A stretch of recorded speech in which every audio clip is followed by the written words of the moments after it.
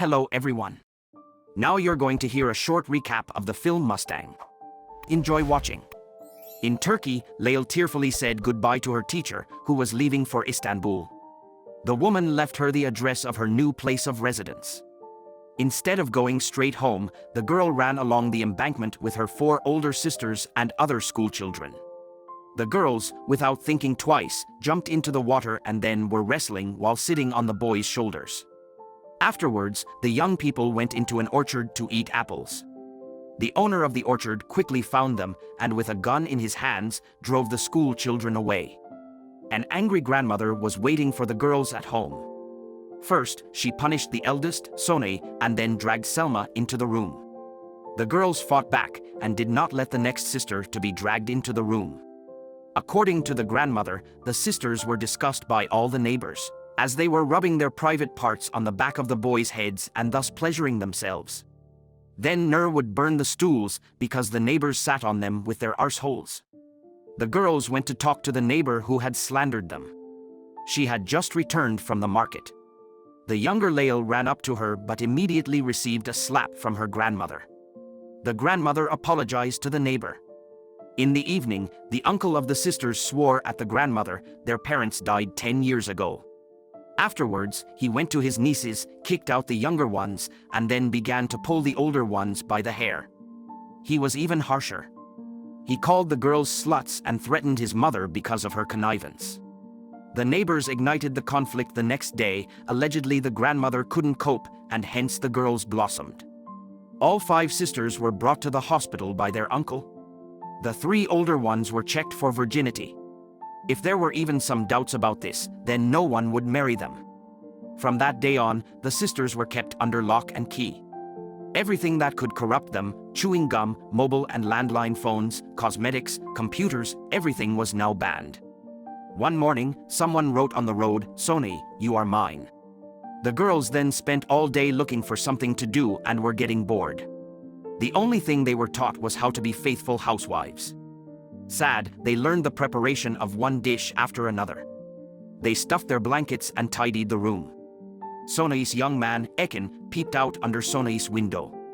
Like all the ants in the village, the sisters were obligated to dress in cloaks, as they themselves said, it had an ugly color. While they were being told about chicken broth and seasonings, the uncle painted over the sign. With each new recipe learned, life drained out of Leyla. The aunt, to cheer her up, prepared homemade chewing gum. The sisters hated their new clothes. They threw one dress out the window, the other was torn to the thigh. A note flew into the youngest one, which was intended for Sonay. She immediately climbed down the pipe and ran away with her boyfriend.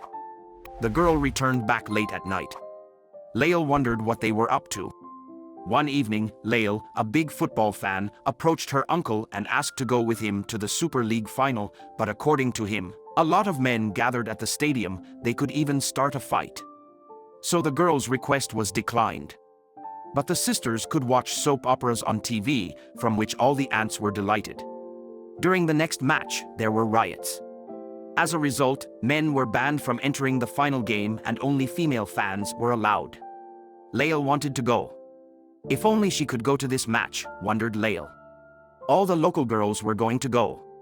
They even provided a bus for this. The youngest persuaded the rest of the sisters to secretly escape to the stadium. Others didn't even like football, but they were glad for any opportunity to escape from their prison. The escape took place right in broad daylight. Only little Leyla could climb through a hole in the wall, the rest had to climb a hillock. Unfortunately, they didn't make it very far. The bus with the screaming fans rushed past them, but the girls did not lose hope and persuaded the local truck driver Yasin to catch up with the bus so that they could transfer to it and still be able to get to the match. Finally, something interesting was happening in their lives. Meanwhile, the women were setting the table for the men and saw their girls among the cheerleaders on TV. The grandma even got dizzy. In order to save the nieces from the wrath of the men, the aunt broke the electrical fuses in the house. And when the men were about to go to the neighbors to watch the football match, the lights were cut off in the entire area. Tired and sad, the girls got back. The women met them to safely escort them home. In the morning, the sisters were dressed in dresses they hated and were taken across the town to a cafe. But in reality, they were put on display in front of potential suitors and their parents. Well, then the workers came. They welded bars to the windows, installed iron gates, and even made the walls higher. Now their house looked exactly like a prison. Some women came to visit them. Sonny was brought out to them, dressed in a dress. She realized that she was being matched for marriage, but the girl was not going to marry anyone except her Ekin, and was ready to make a scene. Her place at the matchmaking was taken by the joyless Selma, who handed out tea to everyone. The groom Osman, who had just returned from the army, entered the room after her. No one cared whether the young people liked each other. As they say, you'll get on well with each other. After Osman's father entered, he asked for Selma's hand in marriage for his son, and the grandmother, of course, agreed. Then, Ekin's parents came for the matchmaking. She and Sonny were happy because they loved each other. Preparations were underway for a double wedding. It was time to get the book out of the closet, all about sex. This moment worried Selma. Maybe she would remain friends with Osman, but Sonny was not worried. She had allowed Ekin to use the back entrance for ages. Lael got so caught up reading the book that she even burned the food. The girls participated in the pre-wedding ritual. The grooms drove up to the house with their wedding cortege.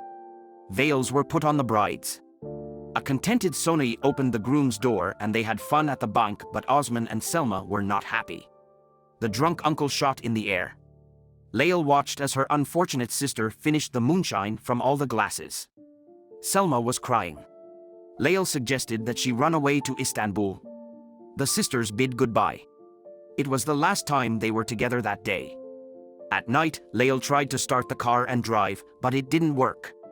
Afterwards, she took out the telephone to ask her sister, Selma, how her wedding night had been, and she was not happy. The big problem was that there was no blood at all. Osman's parents stood outside the door and demanded that they take out the sheet to make sure the bride was a virgin. After looking all over the bed, the guy could not find a drop of blood. Then, in the middle of the night, the father-in-law brought the bride to the hospital with a gun in his trousers.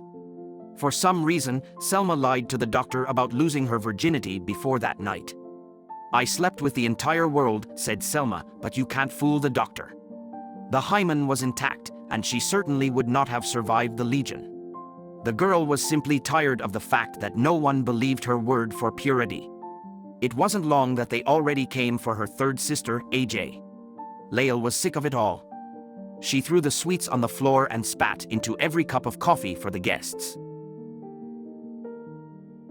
AJ was the most accommodating of the sisters. At first she obeyed, but then she began to rebel. Frustrated, Lael ran away from home and went on foot to Istanbul, which was thousands of kilometers away. After being persuaded by Yasin, who met her on the way, she returned and climbed back into the window at night. AJ now constantly ate and just stared hopelessly at the wall. Only the youngest sisters were still able to fool around and have fun. Summer was over, and the girls were now not even allowed to go to school. Days passed by and Lael was going crazy. At night she heard her uncle go to AJ's room and unbutton his trousers and heard moans. When the uncle drove his nieces in the car, he left them alone to go to the bank. Nur and Lael went out for a walk. Left alone, AJ called a guy who was playing with a ball nearby and gave herself to him right there in the car. The younger ones saw this and wanted to distract their uncle, but he refused to buy them ice cream. However, AJ already had time to do everything. At night, a drunken company approached their house. Among them was the stranger who wanted the young body again, and his friends were also interested. Lael managed to drive them away before the grandmother entered the room. The youngest once again ran away and stopped Yasin on the road. She asked him to teach her how to drive a car. She couldn't do anything on her own.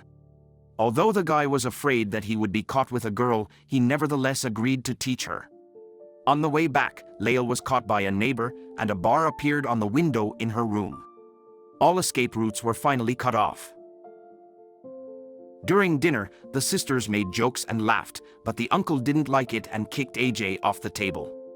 The girl obediently got up and went out, and a minute later a gunshot was heard. AJ shot herself. The funeral took place in the rain. All four sisters hugged and cried, but soon they were separated again. Selma and Sonay were waiting for their husbands. Lail offered Nur to run away to Istanbul, but everything must be done wisely so that they were not caught. Lail cut the strands and sewed them to the pillow to make a stuffed dummy to put in bed instead of her. Afterwards, she stole some money from her grandmother. The grandmother knew that her son had now taken the habit of visiting Nur at night after AJ's death, but all she could do to protect her granddaughter was to get her married soon, and no matter whom she married, she was young, she would have plenty of time to fall in love. The groom turned out to be Bulent. He was just leaving for the army, so Nur would live with his parents for the next 6 months. Soon there would be only Lail left in the house, which, like an animal in captivity, ran from one web to another. But she did it for a reason. She was looking for a way to escape. Sad Nur was being prepared for the ceremony. The wedding cortege arrived late in the evening. When the adults went outside, Lail dragged Nur back into the house and closed the door. Together, they barricaded all exits. The groom thought that they were just preparing a surprise for him. The guests became nervous, and the uncle tried to grab the bride through the bars. He rushed around the yard and looked for ways to get into the house. This is all from excitement, the grandmother lamented and tried to keep the groom's family together. Nur shouted to his uncle that she would tell the police everything about him. At this time, Lail got through to Yasin and asked for help, but the telephone wires were immediately cut.